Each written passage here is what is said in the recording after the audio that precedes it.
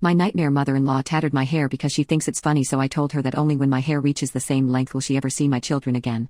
When I was younger I dealt with a lot of crappy situations. My only real escape from that was my hair. I know how silly that sounds, but it is what it is.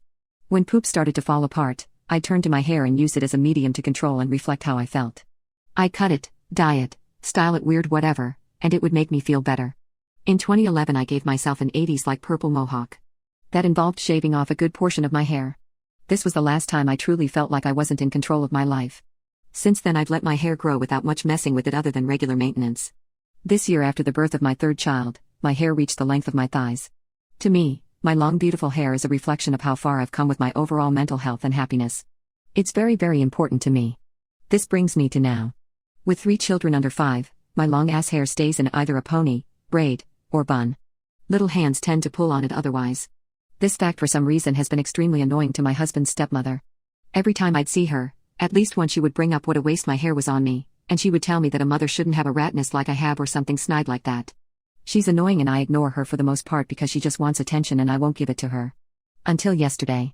Sitting on my father-in-law's couch breastfeeding my youngest, having a pleasant conversation with my husband and father-in-law about what we were watching on the TV. I felt a tug on my hair and before I could pull completely away, I heard the scissors close. There's my mother-in-law and my 4-year-old standing behind the couch, both laughing as she holds a large portion of what was my bun. The 3 of us turned and stared at her. It was like looking at a cartoon villain.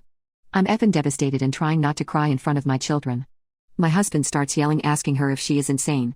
My 4-year-old starts to cry, which is followed by mother-in-law who tearfully claims it's just a joke, it'll grow back. We thought y'all would laugh. The whole situation falls apart with my husband arguing on my behalf, my 3 children and I crying, mother-in-law snot bubble sobbing, and father-in-law trying to get us all to calm down. We ended up leaving with my husband telling his dad to divorce his wife because being married to an overgrown 8-year-old is probably illegal. Which I would have giggled at if I wasn't so upset. My husband drives us around looking for a stylist who will take a walk in, and I call my sister-in-law to come sit with me. She meets us at her stylist's workplace. Looking at my tattered hair was horrible, large chunks were gone and the length was all over the place. It was awful and I felt like I lost a body part.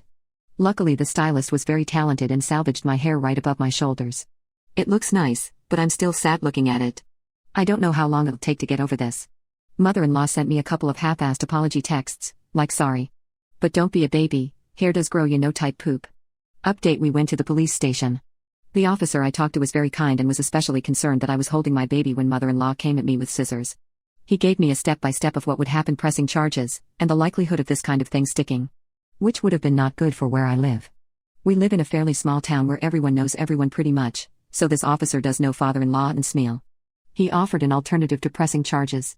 I know that it would seem like maybe they are friends and he's looking out. He's not, I don't think.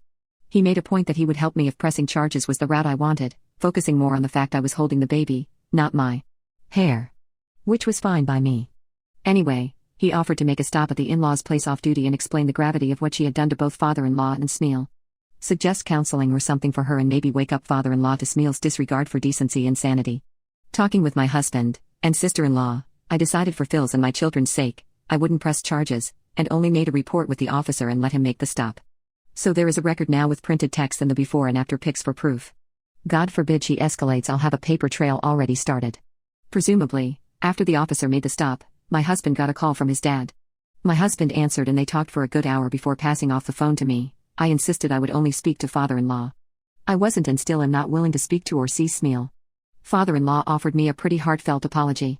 He's known me since I was 14 and I really do believe he cares for me, so I accepted. He also offered to pay for anything hair-related until my hair reached its original length. Which I took the opportunity to not only accept but add the condition that only when my hair reaches that length again, is Smeal allowed to see my children and myself. Father-in-law didn't even try to protest after asking if he was still allowed over to see his grandchildren, which he is.